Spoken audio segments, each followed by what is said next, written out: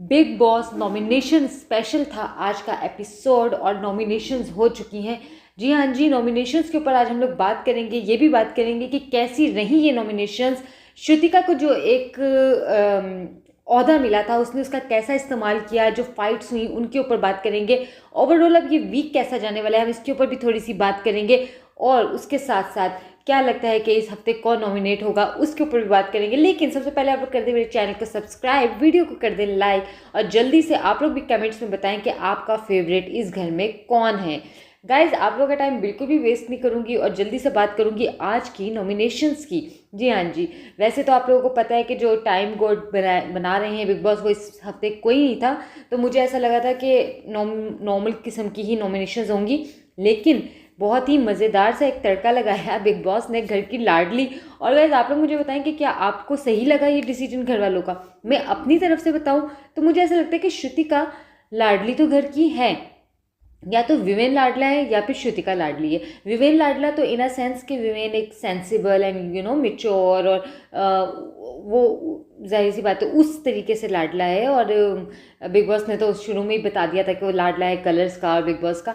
श्रुतिका की बात इसलिए हम लोग करते हैं कि श्रुतिका में एक तो क्यूटनेस है, एक उनकी सादगी कह लें, जबकि वो बहुत स्मार्ट हैं, लेकिन स्मार्टनेस में वो जो सादगी दिखा देती हैं वो चीज़ है। उसके साथ साथ श्रुतिका की ऐसी कोई बड़ी फाइट्स नहीं हुई हैं घर में। वो हर एक के साथ कहीं ना कहीं बातचीत कर रही हैं, हर कोई ना कहीं उनका ख्याल कर रहा है। तो लाडला यही होता है कि जिसका कहीं ना कोई भरम रह जाता है लोगों के बीच में। तो श्रुतिका इस तरह की हैं, तो उस लिहाज से बिल्कुल सही ये डिसीजन था।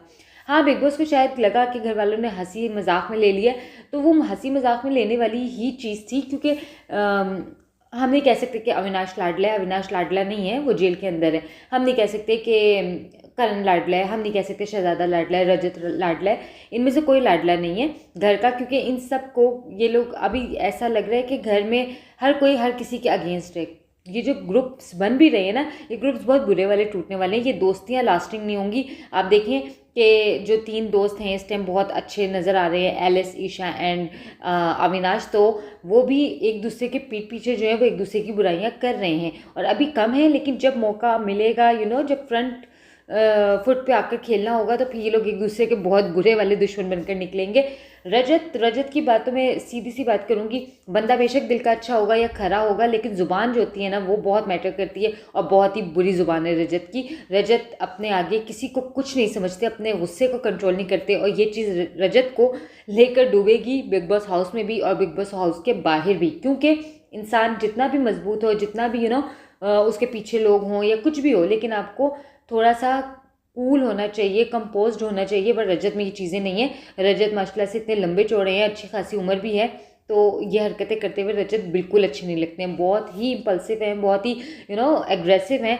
और मुझे नहीं पता कि घर के अंदर लड़कियां क्या सोचती हैं, पर हम लोग जब उन्हें टीवी पे देख रहे होते हैं तो मुझे लगता है कि इनसे कोई लड़का कोई लड़की, घर वाले कहीं पे भी सेफ नहीं है। ये कभी भी किसी पे भी हाथ उठा सकते हैं। चलिए हम लोग बात करते हैं आज की नॉमिनेशंस की। श्रुतिका को मिला था एक चांस कि वो सारे घर वालों के साथ खेले, और मुझे ऐसा लगता है कि ठीक है, फेयर इनफ है, अच्छा खेली है। अच्छा इन अ सेंस कि बेशक अविनाश को बुरा लग रहा था या विमेन को बुरा लग रहा था, ये ठीक है, हर एक का अपना अपना पॉइंट ऑफ व्यू है। लेकिन श्रुतिका बिल्कुल ठीक है। क्यों? क्योंकि यही मौका अगर अविनाश को मिला होता तो आप बताएं 3 नॉमिनेशंस किसने करनी थी? ईशा ने करनी थी, एलिस ने करनी थी, विमेन ने करनी थी, और माइट भी वो आर्फीन को चांस दे देता, ठीक है ना, या सारा को देता, तो अपने लोगों को देता। अगर यहीं पे मैं बात कर लूँ कि लाइक कोई भी और XYZ शहज़ादा होता तो उसने फिर अपने पसंदीदा लोगों को, नायरा को एंड बग्गा पाजी को, या फिर शिल्पा जी को, इस तरह से। मेरा मतलब ये है कि हर किसी ने अपने अपने फेवरेट लोगों को ही चांस देना था, तो श्रुतिका ने भी अपने फेवरेट लोगों को चांस दिया, तो ये फेयर इनफ था। और वो तो पहले कही थी मैं फेयर नहीं खेलूंगी, और ये गेम फेयर कोई नहीं खेलता है भाई। साफ सी बात है, अविनाश को ही देख लें। अविनाश को ऐसी तकलीफ हुई है कि वो लाडला नहीं बना कि उसने घर का राशन तक रोक लिया, खाने को नहीं दे रहा है। बहुत ही बुरा खेल रहा है अविनाश। शायद वो ऐसा खेल कर आखिर तक चला जाए, ठीक है, कोई मसला नहीं है, लेकिन अविनाश अपना कोई अच्छा इंप्रेशन नहीं बना रहा है, कोई पॉजिटिविटी नहीं दिखा रहा अपनी। अविनाश मुझे बिल्कुल नहीं अच्छा लग रहा है, बहुत ही एक बिगड़ा हुआ बच्चा जिसे हर चीज़ में कूदने की आदत है ना, उस तरह का है रजत एंड अविनाश। रजत तो खैर बहुत एग्रेसिव हो जाते हैं, लेकिन अविनाश भी कुछ कम नहीं है, बहुत ही फजूल खेल रहे हैं, कोई गेम प्लान नहीं है, एग्रेसिव एग्रेसिव एग्रेसिव, किसी का पॉइंट ऑफ व्यू सुनते ही नहीं है। वो हर एक को कहते हैं ओपिनियन लाए ओपिनियन लाए। मुझे पता नहीं क्यों ऐसा लगता है कि जो अविनाश है वो यहाँ पे कंटेस्टेंट्स के साथ खेलने नहीं आए, बल्कि सलमान से और बिग बॉस से मुकाबला करने आए हैं। क्योंकि जो सलमान या बिग बॉस को घर वाले से कहना होता है कि आप लोग अपना पॉइंट ऑफ व्यू दें, अपनी बात करें, वो बात दिन में कोई 10 दफ़ा नहीं बल्कि 50 दफ़ा अविनाश बोलता है, जबकि अविनाश को इतना नहीं बोलना चाहिए। हर जगह पॉइंट ऑफ व्यू देना ज़रूरी नहीं होता, मतलब बेवजह के मुद्दे होते हैं घर में, और उन मुद्दों पे जो नहीं बोल रहे होते हैं वो समझदार लोग होते हैं, जिन्हें पता होता है कि सिर्फ फुटेज के लिए चीज़ें हो रही हैं, तो वहाँ पे चुप रहना बेहतर होता है। लेकिन अविनाश ने हर जगह कूदना होता है। शहजादा का तो खैर मुझे कोई इसका पॉइंट ऑफ व्यू नज़र नहीं आ रहा, बहुत जल्दी निकल जाएगा। लेकिन मैं एक बात ज़रूर कहूँगी, मैं वीडियो नहीं बना सकी थी नॉमिनेशंस के ऊपर, सॉरी एलिमिनेशन के ऊपर लास्ट वीक की, तो मुझे ऐसा लगता है कि हेमा जी के साथ गलत हुआ। हेमा जी को इतनी जल्दी नहीं जाना चाहिए था, उनसे पहले लोग हैं लाइन में, जिसमें से सबसे पहले मुस्कान का नाम है। और अब जो लोग नॉमिनेट हो गए हैं, जैसे कि आपको पता है विवेन हो गए हैं, अविनाश हो गए हैं, रजत हैं नॉमिनेशंस में, शहजादा हैं, मुस्कान है, नायरा है, तो इन लोगों में मुस्कान गुड बाय हो जाएंगी। इस हफ्ते मुस्कान को जाना चाहिए, क्योंकि मुस्कान कुछ नहीं खेल रही है, मुझे तो नज़र ही नहीं आती पूरे एपिसोड में 1 या 2 मिनट की कोई, बल्कि 1-2 मिनट भी ज़्यादा है, मेरा ख्याल है 1-2 सेकंड्स की कोई फुटेज उनकी आती है। उनका कोई पॉइंट ऑफ व्यू नहीं है, उनकी कोई कंट्रीब्यूशन नहीं है, वो बोलती नहीं है, वो कुछ करती नहीं है, तो मुझे नहीं लगता कि वो इस घर के लिए फिट हैं।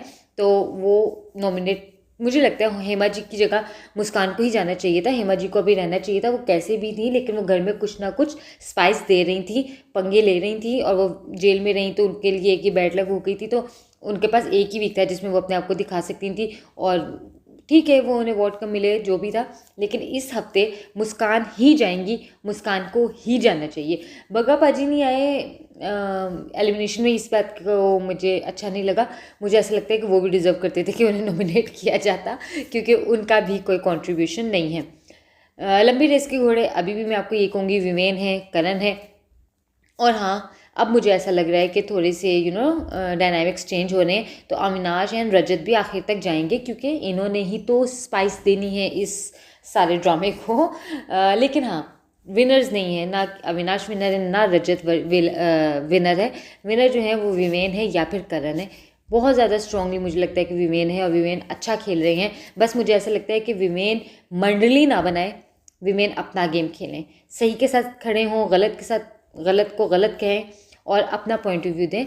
अगर वो अविनाश के साथ चलेंगे, एलिस के साथ चलेंगे, ईशा के साथ चलेंगे, तो फिर शायद मैं विवेन के साथ ना चल सकूं, उनके साथ रिलेट ना कर सकूं, क्योंकि विवेन एक अच्छे प्लेयर हैं, समझदार प्लेयर हैं, लेकिन उन्हें समझदार लोगों के साथ रहना चाहिए। और वैसे मुझे ऐसा लगता है कि क्योंकि किसी एक ने जीतना है, हाँ बेशक आपको दोस्तियों की और अलायंस की ज़रूरत होती है, लेकिन विवेन को दिमाग से खेलना होगा और सोच समझ के अलायंस करने होंगे, पहली चीज़। और सेकेंडली ये कि अगर अविनाश के साथ आज विवेन खड़े होंगे भी, अविनाश वो बंदा है कि जिस दिन विवेन एक दफ़ा भी उनके खिलाफ बोले, अविनाश ने वहीं पे पटरी से उतरना है और बदतमीज़ी करनी है, क्योंकि अविनाश एक बदतमीज़ इंसान है। तो इसीलिए विवेन को बहुत सोच समझ कर उनसे दोस्ती करनी होगी।